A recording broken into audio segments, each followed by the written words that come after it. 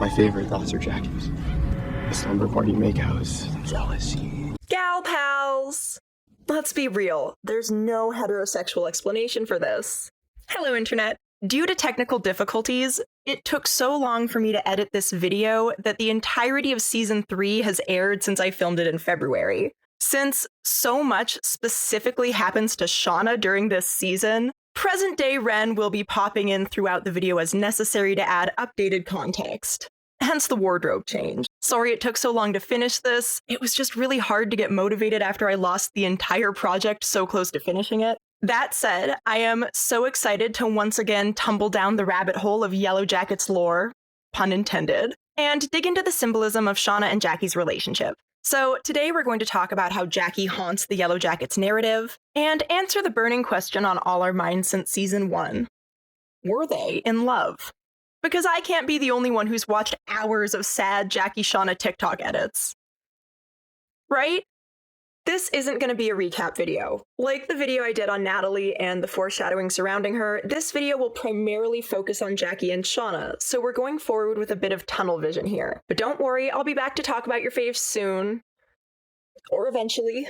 So let's get into it. This video will contain spoilers for Yellowjackets Season 1 through 3, so you have been warned. Also, all the content warnings you would expect for a show about trauma that prominently features on-screen cannibalism. For the uninitiated who don't care about spoilers, I'm gonna go ahead and copy-paste my overview of the series from my previous video, just so we're all on the same page. Yellowjackets is a 2021 survival horror series created by Ashley Lyle and Bart Nickerson. It tells the story of a New Jersey high school soccer team who become stranded for 19 months after their plane crashes in the remote Canadian wilderness on the way to a national soccer tournament. It's a gruesome tale of isolation and cannibalism with a big heaping dose of mystery. The story is also peppered with supernatural elements that are treated with just enough ambiguity to leave it up to us to decide the extent to which they're real or just imagined. The series interweaves the experiences of the teen girls stranded in the wilderness with the lives of a handful of the adult survivors 25-ish years later. Both timelines are also intercut with scenes that show us just how far things in the wilderness will go, starting with a cold open of a terrified girl being pursued through the woods until she falls into a pit trap and a pair of pink Converse sneakers appear at the edge as one of the players, wearing a makeshift mask, peers down into the hole. In both the 1996 timeline and the 2021 timeline, we mainly follow 4 members of the Yellowjackets soccer team: Shauna, Thaisa, Misty, and Natalie. There's also Lottie, who gets more involved in the adult timeline in Season 2 and 3, and serves sort of a shamanic role in the teen timeline. And then there's Van, who we also discover survived to the adult timeline in Season 2, and who gets more involved in the story in Season 3 as well. Yellowjackets is an ensemble series that does an amazing job building up its characters and their relationships with one another with complexity and depth. Sophie Nélisse, as young Shauna, beautifully portrays the complicated and notably homoerotic dynamic with her friend and teammate Jackie, played by the incredible Ella Purnell, which I'm going to argue crosses the boundaries of platonic friendship into romantic love, even if neither of them ever actually admits it. Jackie and Shauna start out the series as best friends, although we find out early on that Jackie does not make it out of the wilderness. But it quickly becomes clear there's a dynamic in the relationship where Jackie views herself as dominant and Shauna as subservient. We see this in several little moments in the pilot episode, such as when Shauna comes to pick Jackie up for school and Jackie keeps her waiting, and then when she finally gets in the car, immediately changes the music Shauna was listening to. Were you listening to that? No, I fell into the tape deck and I accidentally pressed play. It's also notable she switches from Liz Phair's Supernova to Informer by McShannon Snow, the lyrics of which mention snow, which may be a subtle allusion to Jackie's eventual fate, but it also demonstrates Shauna's more niche taste as compared to Jackie's more mainstream fare.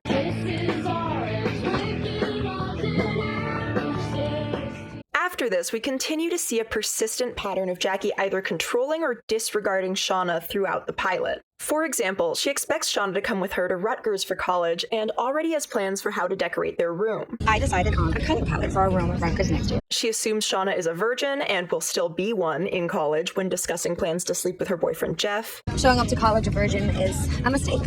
No offense. She tells Shauna what to wear. Shauna, just wear the red dress I gave you, the boob dress. And even who to date. Mandy? Really? What?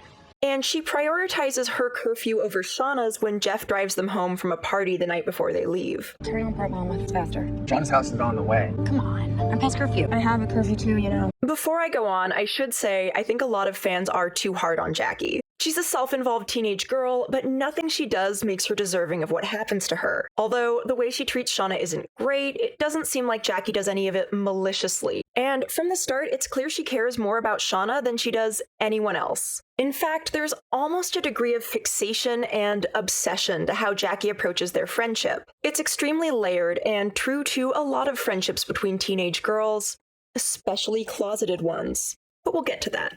In New Jersey, Jackie is the queen bee. She's the captain of the soccer team.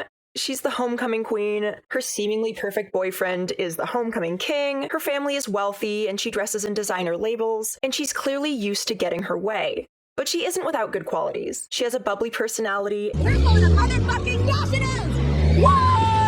And she really loves her friends, and we do see at times that she is a capable leader. Like when the girls are fighting at an ill-conceived party after a scrimmage where Thaisa seriously injures another player while trying to freeze her out. Yellowjackets with me! She lines the girls up and has them all say something nice to each other. She goes first, giving everyone heartfelt compliments. Okay, I'll go first. Side note, someone on TikTok pointed out there's some foreshadowing in the compliments to some of the girls' fates, and it honestly blew my mind. Like Jackie complimenting Laura Lee's faith. Laura Lee, I truly admire your faith. When Laura Lee dies partially as a result of that faith, when she tries to fly an abandoned plane to go get help. Or Van's smile. Vanessa Palmer, your smile makes me feel happy every time I see it. Which is later marred by a wolf attack. Thaisa's fighting spirit. You have more fight in you than anyone I've ever known. I'm inspired by your determination. Which takes on a mind of its own as the other one. Or Nat being totally herself. Nat, I love that you don't care what anybody thinks. You're so completely yourself. Which definitely changed by the end of season 2. I let him die in my place. But when she gets to Shauna, her compliment's more about herself, as she praises Shauna for being such a good friend to her. You're the only one who's always been there for me. You're the best friend I've ever had. You know that, right? And it may foreshadow the eventual demise of their friendship. I'm not jealous of you, Jackie. I feel sorry for you. And of Jackie. This speech is also mirrored by Shauna when she gives Jackie's eulogy at the end of the season. Jackie, I'll never have another friend like you. When compared to Jackie, Shauna is more reserved. She lives with a single mom, her family isn't wealthy, and she spends most of her time in Jackie's shadow, and she knows it. But we can also tell almost immediately that Shauna is intelligent and interesting in a way that's rarely appreciated in high school. Right before they leave, we see that she's received an acceptance letter to Brown. Although it is notable that Shauna opens her acceptance letter alone, without any excited family members around. And then as an adult, we see her easily destroy TV trivia. I am Paradise Lost. Yes, Linda. I am the Great Gatsby. Linda, you dumb bitch. But because Jackie's presence always takes up so much air in the room, it's rare that Shauna gets a chance to shine. As a result, she has a love-hate relationship with Jackie, where she cares about her and wants her approval, but also really resents her. For Shauna, Jackie is almost like a personification of all of her feelings of inadequacy. Everything seems to come easily to her, everyone admires her, while Shauna feels constantly overlooked and invisible. Their relationship is foundational to the show and to Shauna's character. There's a reason why we start the teen timeline primarily from their perspectives. I lost my heart.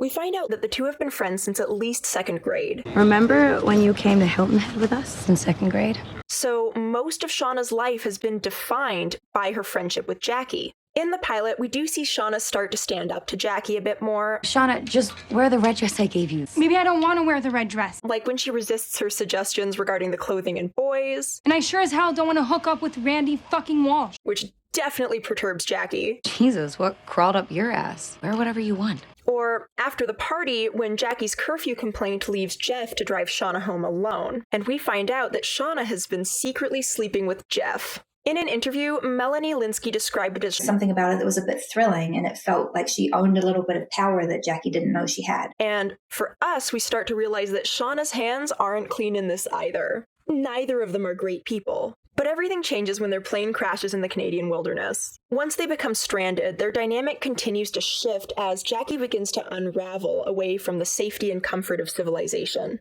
So, as we start to get into the breakdown of Jackie and Shauna's relationship in the wilderness and their conflict surrounding Jeff, you must be wondering where I'm going with this and how I can think they're madly in love with each other with this element of competition over a guy. Well, let me explain.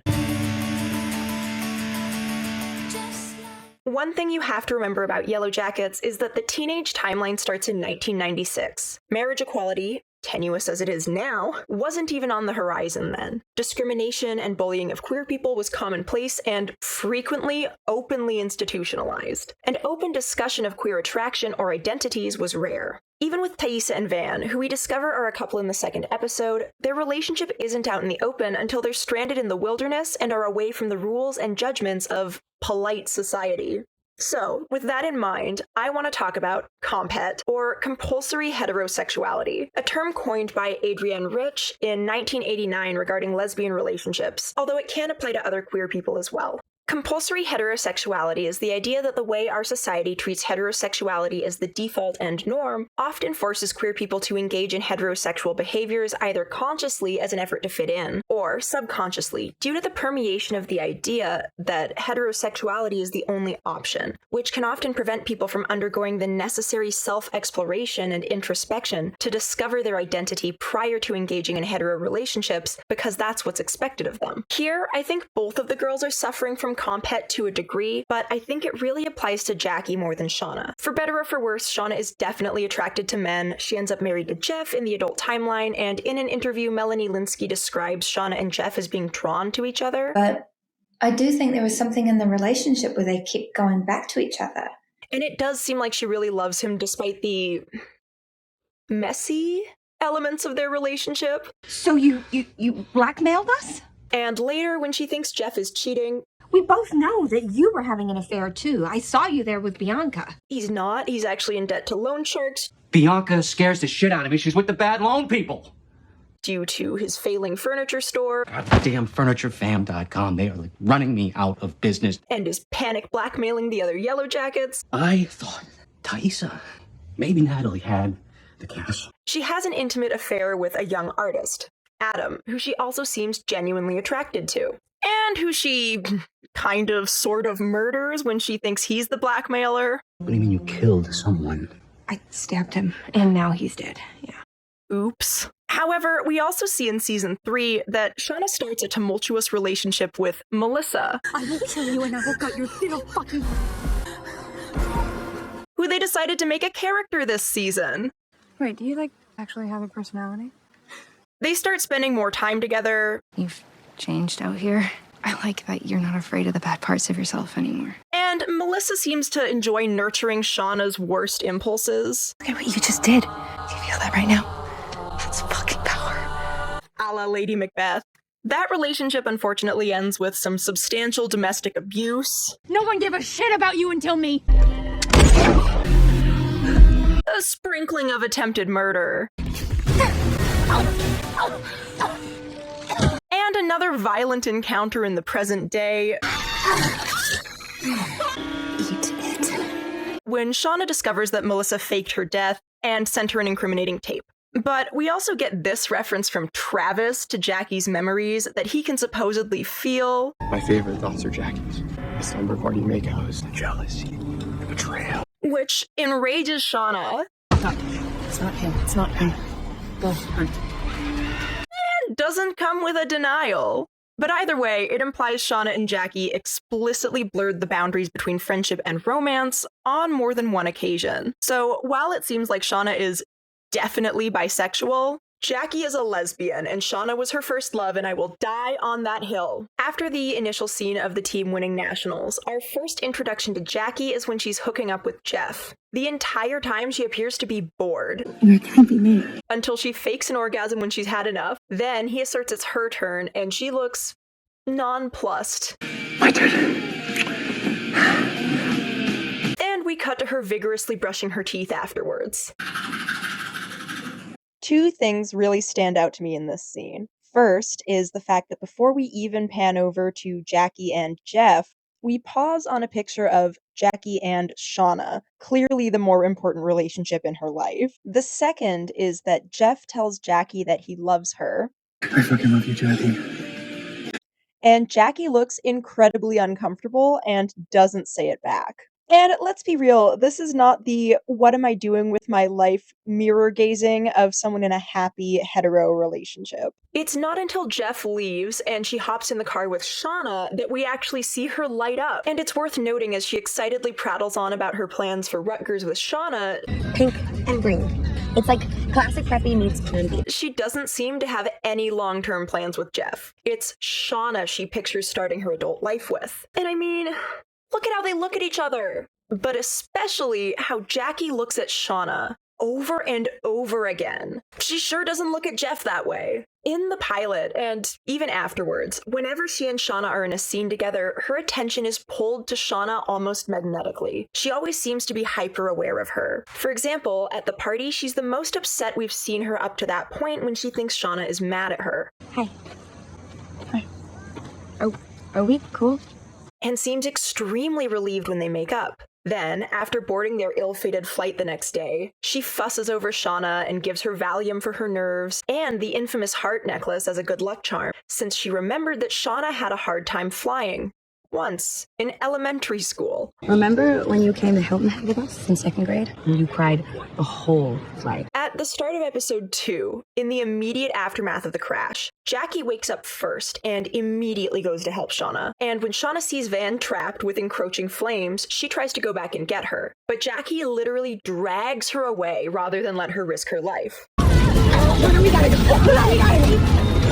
Van understandably holds a bit of a grudge about. You're on fire today, Jackie. Oh, wait. That was supposed to be me, huh? What? Okay, guys, stop. Shauna even tries to go back into the plane a second time, but Jackie physically stops her. And she makes it crystal clear what her priority was in that situation later. For the record, I was trying to save you. And I don't think it's an accident that Shauna and Jackie are framed parallel to Van and Ty, who are explicitly in a relationship. I mean, look at Jackie's face here. Shauna is her whole world. She looks at her the way Ty looks at Van. After the initial shock, horror, and amputation, things begin to calm down, and it becomes immediately apparent that Jackie is out of her element compared to the others, especially Misty, who sprang into action triaging people. Jackie also has a hard time resisting her more selfish impulses, like hesitating when they suggest using her witch hazel to disinfect Coach Ben's leg wound. Guys, how about this? Hey, that's a great idea, Van. And she's entirely unhelpful when they discover the other coach impaled in a tree. Wanna throw rocks at Coach who fell out of a fucking plane? I didn't say rocks. Someone's shoe or whatever. Later, as the girls sit around a fire amid the wreckage, Laura Lee worries that she caused the plane to crash by mentally calling her piano teacher a cunt. And the girls begin sharing secrets that might have made God smite their plane.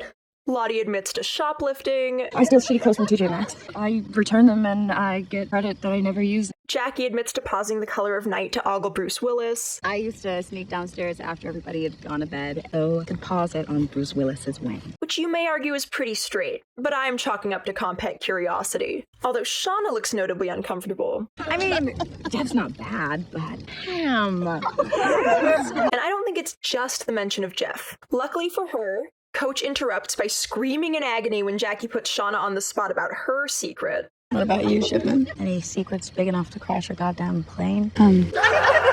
As imminent rescue seems less and less likely, Jackie continues to struggle while Shauna adapts surprisingly well, which continues to shake up their dynamic. The first major rift between them comes just a few days after the crash when they're starting to run out of food and water, and Ty suggests that they all trek to a nearby lake. There's a lake. I saw it from that hill. Do you think we can hike it? It's pretty rocky, but yeah. We can't just leave. Jackie says no, thinking she still has authority as team captain. What if the rescue team comes? Do you think they're taking their time on purpose? This is bullshit. I say no. But Ty puts it to a vote, and Jackie loses decisively. And one of the votes against her is Shauna's. Jackie is clearly hurt, but everyone is in better spirits once they make it to the lake. Although Jackie is still mad, and when she catches Shauna looking at her, she immediately tries to make her jealous by turning her attention to Mari. You can't tell me this is straight behavior! This may also be where the very first origins of Shauna and Mari's beef in season 3 comes from. From the lake, the girls see a flash of light that leads them to an abandoned cabin. Jackie immediately goes for the canned goods once they get inside. Jackie, that's not your personal buffet. But they're even more spoiled than she is. She goes to sit miserably outside with her poison ivy rash, the quintessential don't know what you're doing in the wilderness badge of honor. And there's this moment here where Shauna looks out at Jackie through the cabin window that mirrors the last time Shauna will ever see Jackie alive at the end of the season. Here she comes out and offers her some extra blankets, more foreshadowing of Jackie's death by freezing, and she apologizes. I didn't mean to hurt your feelings, okay? I was just following my gut so that we wouldn't die of thirst. And they have a little cuddle. Come here. And listen, I know friends can cuddle, but come on. Look at them. If one of them was a dude, no one would argue with me. They find a gun and bullets in the cabin, and Coach Ben facilitates a competition to see who will waste the fewest bullets while hunting. Nat and Travis win. And when they bring back a deer, it's Shauna who steps up and learns how to process it. First thing we gotta do is bleed it out. Who wants to try? I'll give it a try. Setting the stage for her role as the team's butcher for the foreseeable future. An arguably thankless role that escalates to true horror later on. Though she does get to delegate eventually. Jackie, however, is struggling with the various survival chores that the rest of the team divvies up, and people begin to openly resent her reluctance to participate. To an extent, Jackie's limitations as a leader were noticeable from the start. For example, in the pilot after Allie's leg is horribly injured, the rest of the team rushes to get help and provide first aid, while Jackie stands uselessly to the side, and then gives an absolutely delulu speech in the locker room afterwards. I know we're all really worried about Ollie, but it might not be as bad as it looks. You can see her fucking bones, Jackie. When the going gets tough, Jackie freezes, and the wilderness is no different. Although this does make her quick, decisive thinking when Shauna was in danger stand out. She's useless in a crisis, unless it involves Shauna. Jackie loves Shauna so much that while she'll hesitate to give Coach Ben her witch hazel for his recent amputation, she'll give Shauna her last bit of food even before she knows she's pregnant. Take this. It's your last piece. You need it more than me. Here. And she gave Shauna her obviously precious necklace that she wears all the time. She loves Shauna so much. To Shauna's credit, when she sees the way everyone else is looking at Jackie for sitting around, she pulls her aside and tells her to step it up. You can't keep not pitching in. People are noticing, Jackie. I suck at this stuff, and I don't belong here. It turns into a pep talk. You make people feel like things are gonna be okay just by showing up and being your dumb, hot, awesome self. One that's really sweet. I mean, you're basically the best, remember? Yeah. And we see a bit of the old Jackie shine through. Cheering people up is your thing. I'm better at making people feel judged. For better or for worse. Oh, cutting up dead things. Wow. But Shauna doesn't let it get to her and keeps uplifting Jackie, and gives her the necklace as a good luck charm. After the girls discover a dead guy and weird symbols in the attic, Jackie sees an opportunity and suggests that they do a seance for fun. You guys, I just had a brainstorm. We should have a seance. And Shauna supports her. I mean, it's not like we have anything better to do. It starts out all right. At first. Is Principal Brzezinski screwing Miss DeWine? It is certain. But goes wildly off the rails when Lottie starts freaking out. And ranting mysteriously in French about blood sacrifices. Is that French? Laura Lee has to rush in and power of Christ compels her out of it, and everyone is decidedly unsettled. Ty goes to sleep in the attic to prove that there's nothing supernatural going on, and Shauna, who is snuggled up with Jackie, says they should go keep her company. We should go up there with her. But Jackie doesn't want to. If you want to sleep up there, fine, I guess. Shauna stays for a bit, but then decides to join Ty. And I'm sorry, but there is nothing hetero about the look on Jackie's face when Shauna gets up to leave. Upstairs, we find out Shauna has another secret, because the girls' cycles have synced up. I have cramps. Oh shit. We literally all have cramps.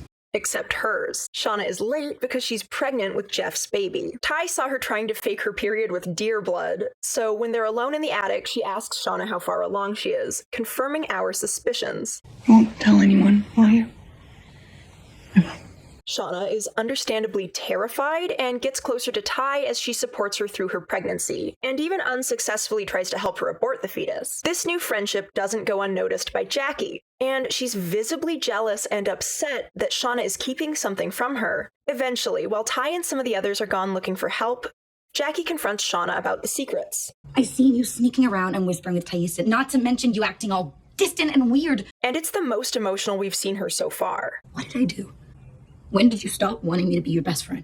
Shauna tells Jackie about the pregnancy, but lies about who the father is. You lost your virginity without telling me. With who? Randy. Randy? Later on, Jackie asks for more details. So, tell me everything. And Shauna gives them. It was the night of Murray's birthday party. You and Jeff bailed early, remember? But Jackie kind of catches her in the lie almost immediately. I could have sworn that was the night I had to go back and give Randy a ride home because he puked in the pool. She doesn't press it, though. Unfortunately, Shauna is a journaler. We see her journaling constantly, and her journals ultimately become critical to the plot on more than one occasion, including this one, because Jackie decides to check her story by reading her journal, which was hidden in the attic. One little detail I love that someone pointed out is that in the scene where Shauna drives Jackie to school, and they talk about Jeff. You guys have broken up like 10,000 times. Never long enough to count.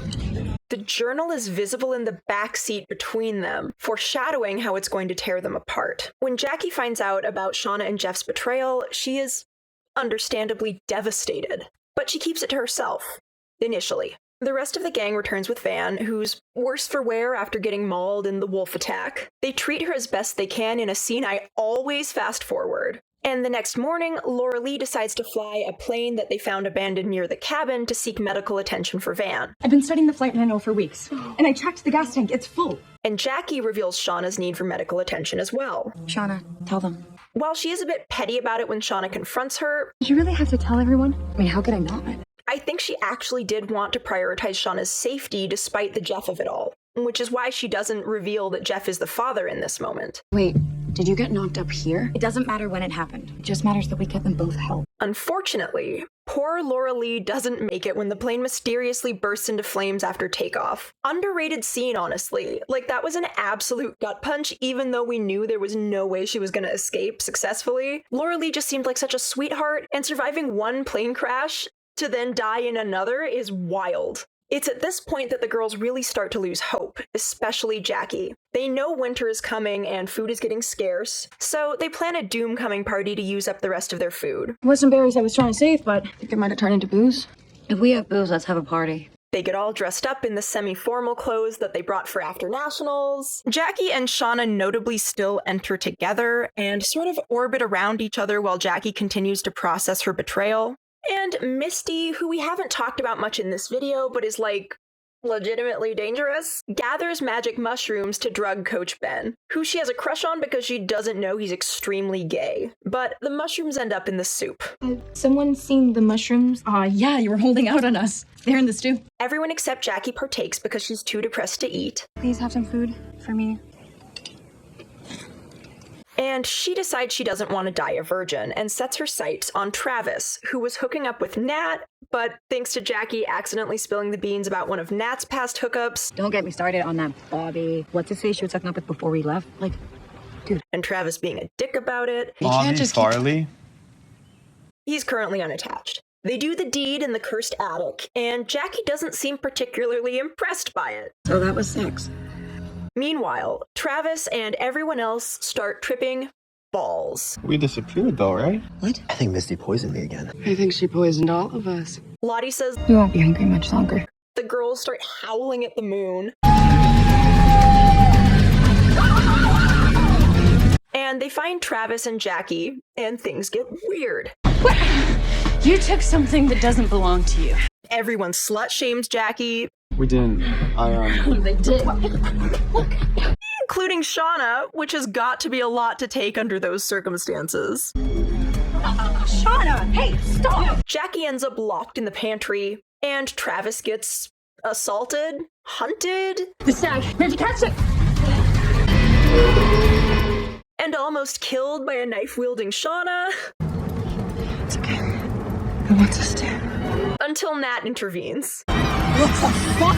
Stop! The next morning, a bear shows up and just lets Lottie kill it. Shauna once again processes the meat, and they all sit down for dinner. Van suggests that they thank the bear, Should we maybe say something? but Jackie doesn't participate and simply starts eating, which earns the group's ire. She calls them out for their scary and weird behavior the night before. We just howl at the moon now and have fucking orgies? Particularly Shauna's. What were you gonna do to Travis last night, Shauna? And when Shauna starts to blame Jackie for the whole thing for stealing Travis from Natalie, None of this would have happened if it wasn't for you, if you hadn't— Then what? Huh? Stolen him? she finally loses it and reveals that she knows about Jeff. How? The irony. Shauna was fucking Jeff behind my back. And in a sort of telling way, asserts that You don't even like him. but Shauna doesn't back down And how would you know? You're so obsessed with yourself. I'm surprised you're aware other people even exist. and calls out Jackie's main character syndrome. You tell me what to wear, what to do, who to hook up with. I don't even like soccer. It honestly gets pretty ugly. Oh, is the sad little sidekick mad? Did I force you to live in my shadow? Like, this scene hurts to watch every time. High school was the best your life was ever gonna get. Fuck you.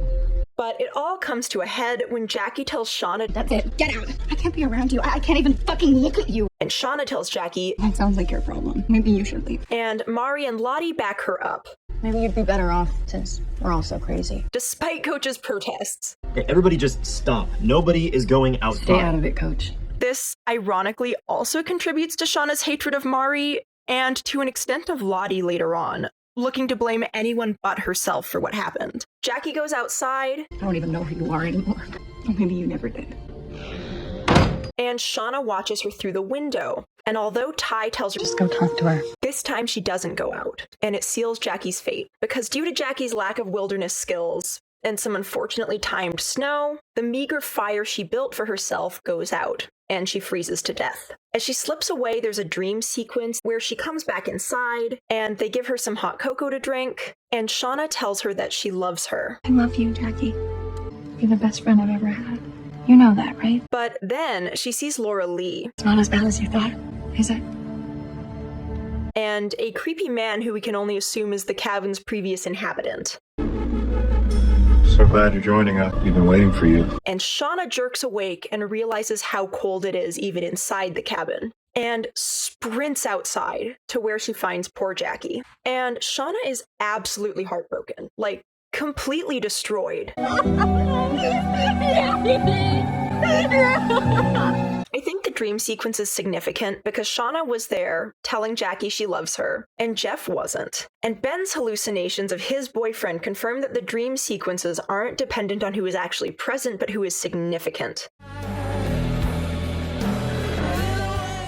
I also saw another interesting theory that pointed out that eating or drinking in the dream sequences is a reference to the Persephone myth, where eating pomegranate seeds trapped her in the underworld, at least for half the year. Because Jackie drank the hot chocolate and died, whereas Laura Lee stops Lottie from eating at a hallucinatory mall buffet when she gets lost in the snow in season 2, and she survives. It's worth noting that not long before her death in season 3, Mari drank hot chocolate given to her by Coach. Although it wasn't in a fantasy or dream, it still feels like an intentional parallel to Jackie's death.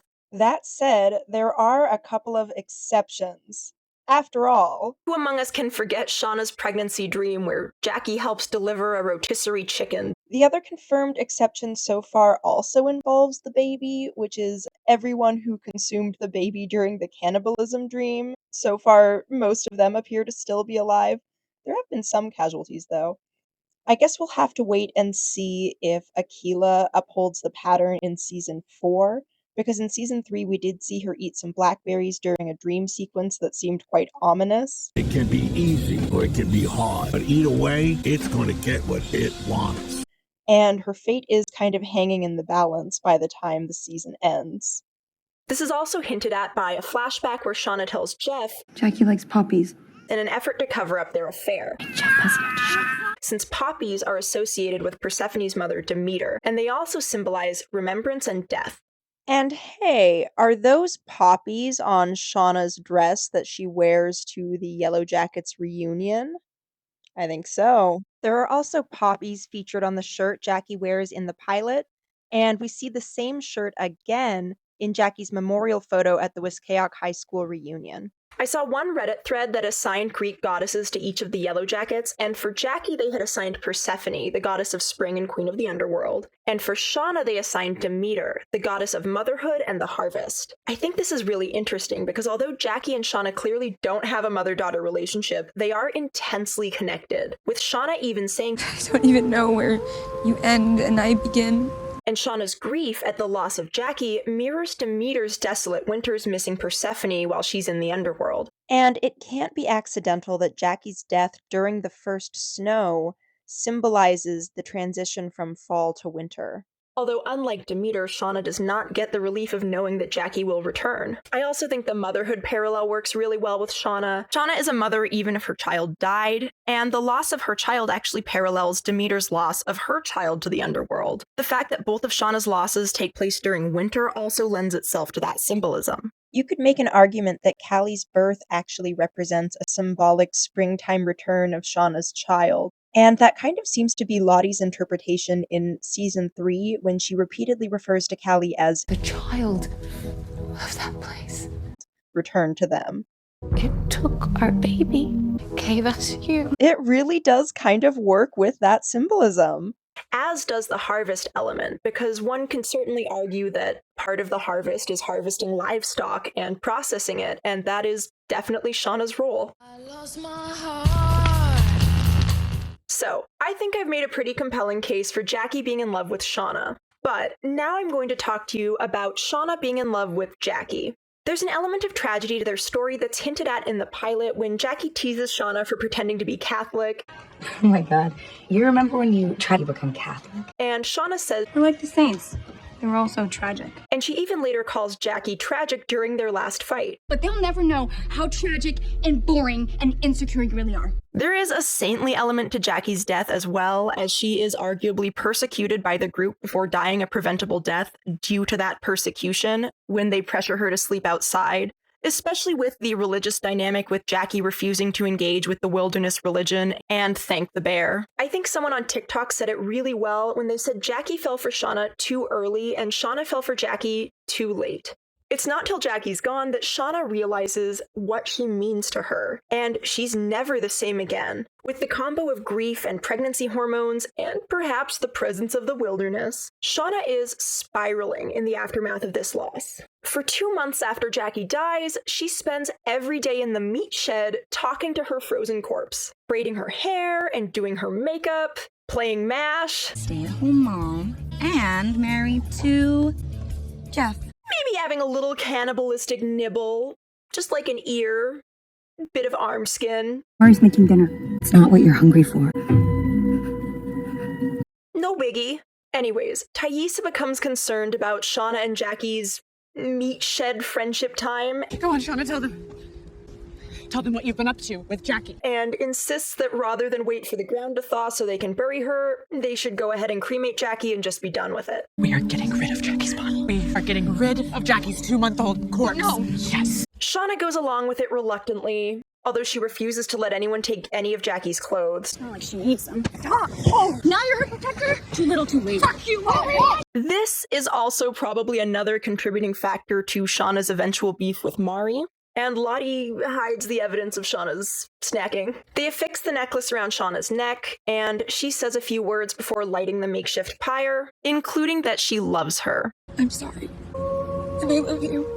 This doesn't seem like the speech of someone who was just friends with the deceased to me. They all go inside and miss snow falling from a tree bough onto the pyre, thereby slow roasting Jackie. Although, Ask a Mortician fans know that this would have happened anyways because the pyre would not have gotten hot enough to cremate a body. When they're all drawn to the smell of roasted Jackie, Shauna says, She wants us to. And they all dig in while an illusion of a Grecian feast is interspersed. It's extra wild because they actually still have bear meat at this point. I think the Grecian feast kind of fits in with Mari's suggestion in season 3 that there are two versions of reality that sort of bleed into one another. Most of the time, the other one, the bad one, is just hiding or we're waiting, but it's all real. The feast also lends itself to that Persephone symbolism because you can't tell me that pomegranate is there by mistake. The next day, everyone is freaking out.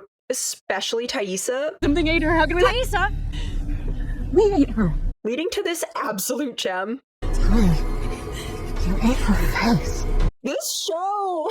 After this point, Shauna mostly stops seeing Jackie despite desperately wanting to. Jackie, I really need you right now. It's giving Bella and New Moon, actually.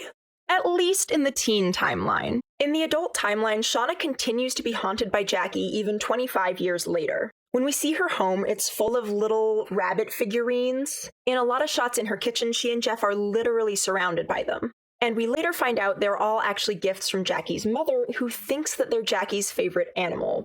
Spoiler, they aren't. I mean, what even is a rabbit?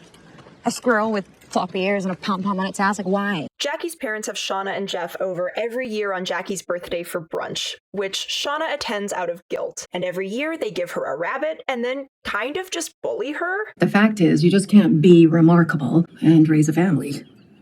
Like, I wouldn't even call this passive-aggressive. They're just mean. I can't imagine how exhausting it must have been, always comparing yourself to someone so beautiful and smart. Jeff stands up for Shauna, and this is definitely the moment I really started liking him, despite what an absolute disaster this man is. Shauna got into Brown. She's, the smartest person I've ever met. He just really loves his legitimately crazy wife. Because the truth is, Jackie was amazing. But so is my damn wife. That said, Shauna's feelings about Jackie don't stop being conflicted. And we see it manifest symbolically when she kills and expertly butchers a rabbit that was pilfering vegetables from her garden. It's also the first time we actually see her butcher anything, as a parallel to the first time we see her do it as a teen. Immediately after we see Shauna kill the rabbit, I think it's no coincidence that we get our first confirmation that Shauna married Jeff in the form of Shauna's family photos. This creates an obvious association between Shauna's unresolved feelings for Jackie and the life that she ends up leading. Rabbits are an interesting choice to represent the omnipresence of Jackie in her life. Due to how prolific they are, they often represent fertility, but they also represent resurrection, cunning, and vulnerability. Here, I think it's primarily about resurrection. The idea that this is a way of holding on to Jackie even this many years later. I think it's also relevant that in season 3, Ty and Van see a coyote kill a rabbit as a sign that the wilderness has reawakened, calling back to Jackie's death as a recurring symbol of the wilderness and its violence. Rabbits are kind of everywhere in Yellowjackets when you start looking for them. Akila is holding a rabbit during Ben's trial. Melissa wears a rabbit mask during the Pit Girl hunt and feast sequence. And during MASH with Jackie's ghost, Jackie predicts that Shauna's pet will be a rabbit. Coyotes are also portrayed as tricksters in a lot of indigenous folklore, and there may be an element with that as well, since the wilderness often seems to be deceptive in what exactly it wants. It wants some more. It could also symbolize Shauna and how her deception led to Jackie's death. In the wilderness, Shauna continues to get more pregnant and eventually goes into labor, but loses the baby after a devastating extended dream sequence where she struggles to get him to latch before finally succeeding and then giving him this sweet little speech. It's you and me. It's you and me against the whole world. This is also the third instance of someone eating or drinking in a dream sequence and not waking up from it. Jacob, yes. I love you so much. This loss shapes Shauna as well and fills her with enough rage to beat the crap out of Lottie after she foolishly tells Shauna to take it out on her. I know there's a lot of pain right now, but let it out. I think her anger was partially from the loss of the baby, but also because the baby represented a single good thing that came out of what happened between her and Jeff. Sorry, I didn't think I wanted you. It was all really complicated. Without him, she lost Jackie and her innocence for nothing. And this loss of innocence ultimately culminates in her butchering Javi in the season 2 finale. Another important element of symbolism in the show is the butterfly shirts that we often see Shauna and Jackie wearing. As we established in my previous video, we know that the show often communicates through wardrobe, like the way adult Lottie's clothes shifted from orange as the leader of her cult to purple, matching her cult members as she succumbed to the wilderness again. Here, Shauna is often seen in a butterfly shirt that says Lueur d'Espoir, or approximately Glimmer of Hope, which is what the baby represented to her and the others.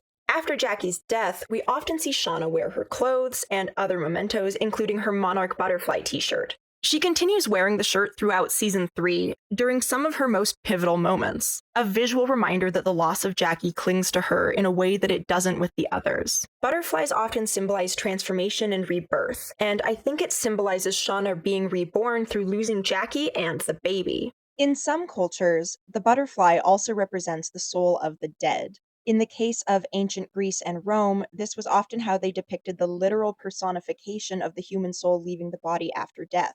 And so, with this symbolism in mind, we can view Shauna wearing Jackie's butterfly t shirt as a means of keeping her presence and soul close to her. The multifaceted nature of the symbolism of the butterfly makes it a powerful symbol for Shauna and Jackie's complex relationship. The transformation of butterflies are actually a lot more violent and horrifying than we realize, and this transformative loss is why Shauna keeps everyone, including her family, at arm's length, and why she ultimately marries Jeff. She breaks it down a bit during goat therapy at Lottie's cult. I tried to tell myself that I'm safe to think of her as mine. I think something is broken, Lottie. Saying that she's afraid to love Callie, who she has also previously said reminds her of Jackie. She reminds me so much of Jackie at that age. Yeah. Because she's scared she'll die. Just out of fear that she would die. Maybe that she was never even real to begin with. And in an earlier episode, she tells Callie she thinks of Jackie every single day. Her parents gave it to me for her 40th birthday so I could remember her. When she catches Callie out in Jackie's uniform. I still haven't spent the better part of my life thinking about her every single day. In season 3, we can see how this distance results in a lack of trust between her and her family. I just want to be close to you. I thought you wanted that too. And ultimately results in them abandoning her. But what if she's actually a bad person? As Callie begins to process the horrors of what her mother has done. Did Mom ever mention crossing paths with any frog scientists? And what she has done. Although that's a topic for another video. In the wilderness, we see all the little ways that Shauna is still devoted to Jackie. She continues making up a second bed next to hers every night. When the cabin burns down in the finale, one of the few things she grabs is Jackie's doom-coming dress. As an adult, I think that while Shauna loves Jeff, what stopped her from going to Brown and moving on with her life was wanting to hold on to Jackie and feel close to her. It's why she still goes to brunch with Jackie's awful parents. It's why she keeps the rabbits in her house. Frankly, it's why she ate her. The hunger Shauna felt wasn't just a physical need for food, but a desire to permanently hold on to a piece of Jackie. And it's why she kills the rabbit in her garden, to run away from these feelings. As an adult, Shauna also regularly has visions of Jackie. She sees her in Jackie's old room, where she blames her for her death. It's totally her fault, but we were kids, and it was awful. She sees her when she gets locked in a freezer, and Jackie both validates her paranoia. Someone's trying to hurt you, Shauna. And shames her for her inadequacies. After I died, did you finally turn into the person you always wanted to be, or did you become this? And deepest insecurities. I'm the most interesting thing about you. Shauna also sees her later in season 3, when she dreams she's working as a cashier, checking out Jackie, and Jackie belittles her again about how little she's done with her life. Wow. You really did not panhandle, huh? Although, personally, I think working in a grocery store is based. Like it's a job that's materially useful to society. There's also this kind of fascinating bit where Shauna tells Jackie she hates being called Shipman. Stop calling me Shipman, I fucking hate it. Which is Jackie's nickname for her. And Jackie seems legitimately hurt by it. Since when? Since always. Why didn't you say something? Just sort of a strange reaction for Shauna's version of Jackie to have that reminds us even this weird, distorted fantasy of Jackie still loves Shauna. But despite Jackie's frequent visits in the adult timeline, post-Meat Shed, we only see Shauna have a vision of her once in the teen timeline, at least in season 3. During a gas leak in a cave, she starts out seeing her son on the shore of the lake, and she swims and swims but can't get to him. And then she experiences a collective hallucination with Van and Aquila, where they're in a classroom with Lottie as the teacher. Are you in my dream? Or am I in one of yours? There's only one dream. And Jackie's there, playing with a snap bracelet. And she puts the bracelet on Shauna's neck, causing her to bleed while the others struggle to help her.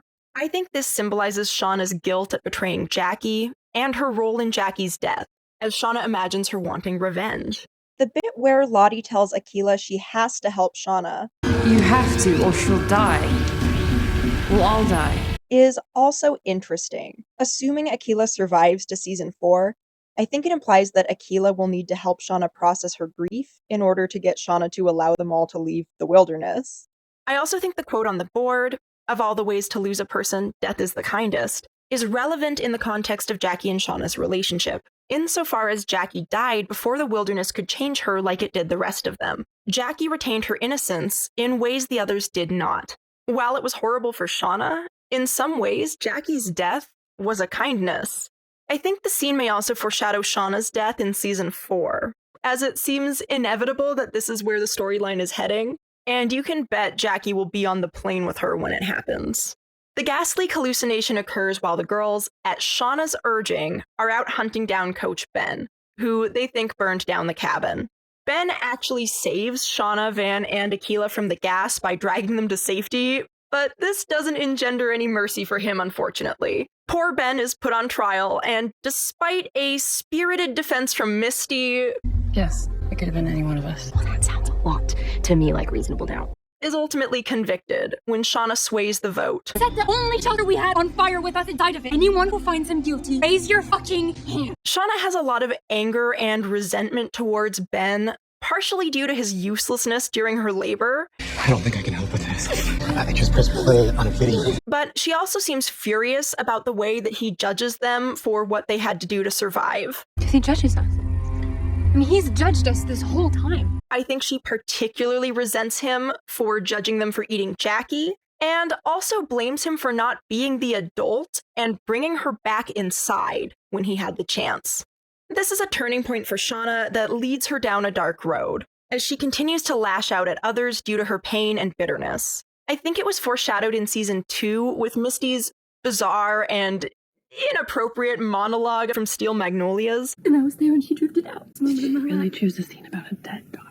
During Shauna's baby shower. I was supposed to go first. I want to hit somebody until they feel as bad as I do. And by the way, she beat the crap out of Lottie after the loss of the baby and Jackie. Shauna is so blinded by rage and resentment, she sees no other way to process her pain than to inflict it on others so that they'll suffer with her. It's really bad. As a result of his conviction, they plan to put Ben to death, but when Aquila has a vision that he can get them home, they simply decide to maim him and keep him in the animal pen instead. Shauna notably encourages Mel to do the maiming. You shouldn't be scared of the bad parts of you either. But it is sanctioned by the entire team. He won't be going anywhere. You don't have to enjoy it this much. Ben spends a while begging for his death and trying to starve himself before Natalie mercy kills him. Shauna uses this as an opportunity for a coup. We put her in charge, and instead of doing what was right for us, she did what she wanted to do. And takes over, giving Natalie the task of butchering Ben as punishment. She's just gonna get away with it? Natalie will prepare the feast. Unfortunately, some scientists and their guide stumble on the Benbecue. Hello. What the fuck? And one of them gets axe murdered by Lottie. But the remaining survivors still agree to lead the team to rescue. Can you get us out of here? I can. Yay! Shauna sees hallucinations of Death's Head hawk moths when she and Melissa are discussing their imminent return to civilization. She also saw the same moths in her grocery store dream in the present day. We've gone to the light. Teen Shauna is reluctant to leave the wilderness, and she, Ty, and Lottie ultimately stop everyone else from leaving as well. We're going. No, you're not.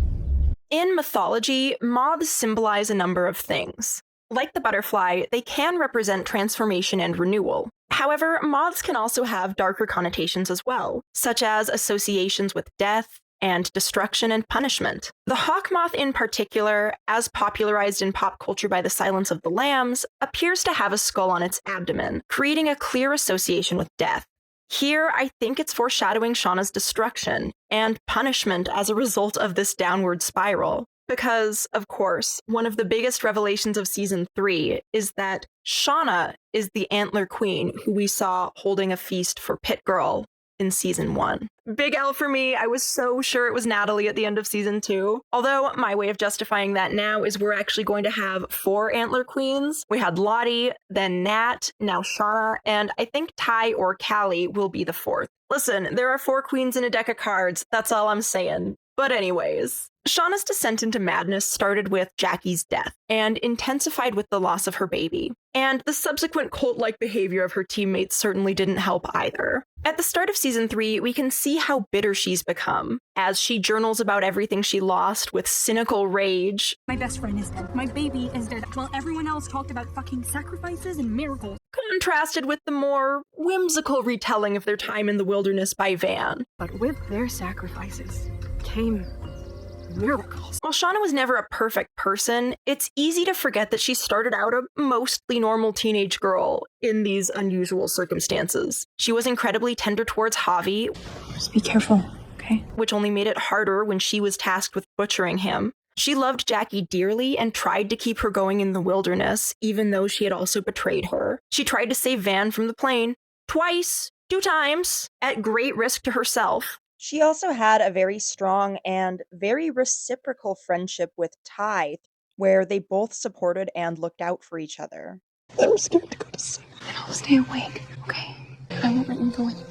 We saw a lot of moments where Shauna demonstrated she had goodness inside her and acted on it. But with both of these losses, she becomes more hardened and more bitter as she feels misunderstood, overlooked, and unrecognized by the others, even now that she's out of Jackie's shadow. These choices will kill Ben, and we know they'll eventually kill Hannah, the surviving frog scientist, as well, though we haven't seen that yet on screen. Her choices also indirectly caused the death of the guide, Cody, during an escape attempt after Shauna imprisons them and Hannah attempts to ingratiate herself to her by stabbing him right in the face. And it finally culminates in the death of Mari, who we discover is Pit Girl. Mari's death was long foreshadowed alongside Shauna's escalating beef with her, but I think a lot of us were still unprepared for the brutality of it.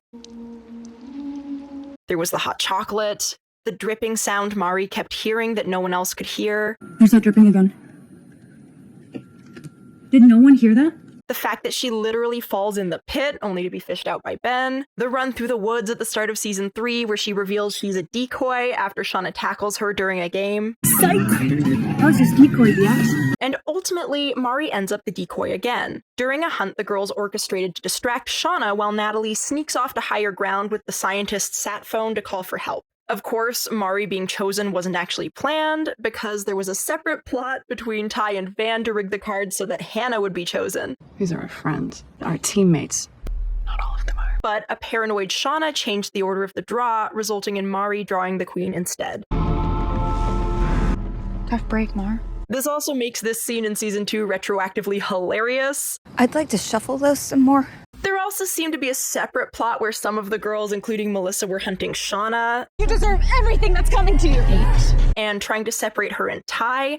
Ty, you need to come quick. Van's hurt. But it kind of seems like there wasn't anyone but Shauna actually hunting Mari. Unfortunately, she ended up in the pit again, but this time Travis had rigged it with spikes to try and kill Lottie. Another topic for another video.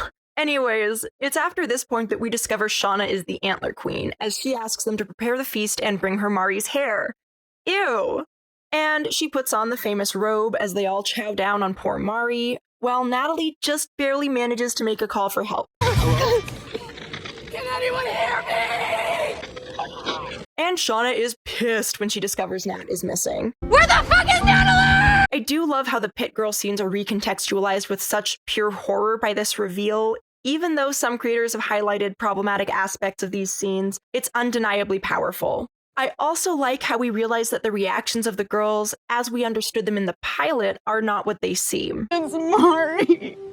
It's really solid and shows just how monstrous Shauna and the others who ultimately enabled her up to this point have become. Because the fact that this happens after an opportunity to leave was essentially declined makes it all the more horrible and incriminating. In the present day, after years of repressing her memories, Shauna convinces herself she was having a ton of fun with all the hunting and murder, actually. We can't remember it clearly because we were having so much fun. And seems like she's on a warpath heading into season 4. I was a fucking queen. It's time to start taking it back. A path that will likely end in her demise, either at the hands of Ty and I guess Misty. If we keep letting this slide, she's gonna end up being the last one standing. I don't want that. Do you? No, I definitively do not. After an unlikely team up in the aftermath of Van's death at the hands of Melissa, or possibly even at the hands of her own daughter, who now knows who she really is and already has her own guilt to worry about. Part of why I think it's as good as done is because Shauna drew the Queen card in season 2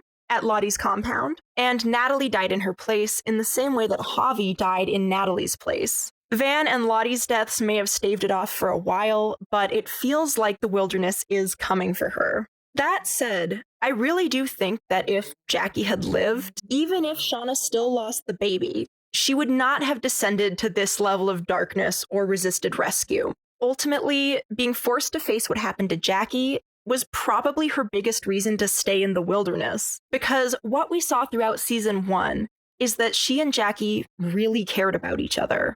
Even if there were elements of resentment and competition in their relationship, competition I'm sometimes not sure Jackie was even actually aware of, I really believe they would have worked out the whole Jeff thing, partially because I'm still not convinced that Jackie actually liked him.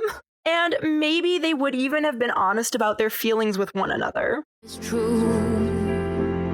Don't have to tell you. So, in conclusion, Shauna was Jackie's first love. Jackie was Shauna's first love. That said, had they both survived, or even entirely avoided the plane crash, I actually don't think Jackie and Shauna would have ended up together. Or if they had, it would have been brief and messy and wouldn't have lasted. From what little we saw of Jackie's incredibly waspy parents and the inaccurate and idealized version they had of their daughter, I don't think they would have been particularly accepting of her coming out. And I think Jackie was pretty deep in denial and in the closet. I think Shauna would have gone to Brown, maybe had a bisexual experience or two, and Jackie would have gone to Rutgers and eventually met a nice girl and finally come out despite what her parents might think. And I don't actually think either of them would have married Jeff, even though he turns out to be pretty ride or die, all things considered. I think he'd have settled down with some nice lady and wouldn't get embroiled in blackmail and murder.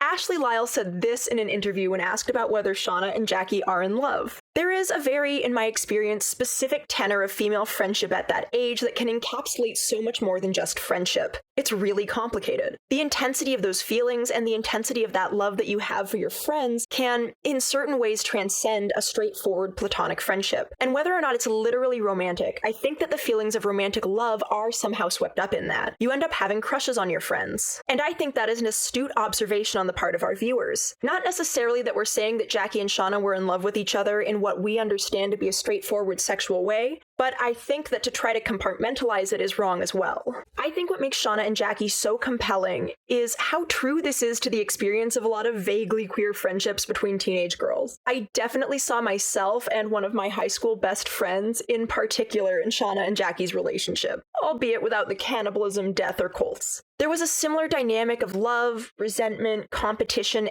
and jealousy. We even dated the same boy at one point, and I still don't know if I liked him for him or because I liked her and she liked him. Luckily, unlike Shauna and Jackie, we were able to simply grow up, be better, and move on with our lives. It's just too bad they never got that chance. I think Jackie and Shauna's relationship is one of the most believable and complex things about the show. And the impact of her death on Shauna is so significant that it haunts every facet of the narrative. You're like holding on to me or whatever. It's like Haunting 101. Even when we aren't seeing visions of her, the weight of her loss on the story, and on Shauna in particular, is omnipresent. Nothing will ever be the same again because she's gone. And the effects of Shauna's pain at losing her first real love will continue to ripple out into Yellowjackets' 4th and final season. But one way or another, Shauna's going to have to answer for everything she's done. They all will. Finally, I know this video may come off as defending Shauna, and I want to be clear that's not what's happening here. I don't think Shauna's a good person. I don't think Shauna handled this well or did good things in response to all of her pain and loss. But I do think that her descent into madness and violence and grief is understandable. I think the writing is actually really good and makes a lot of sense. And while there can be sort of a cartooniness to just the extremity of the situation that Shauna's in and sometimes to her reactions, ultimately, I feel like a lot of people are really reductive in the way that they address Shauna's storyline and all of the horrible things she does.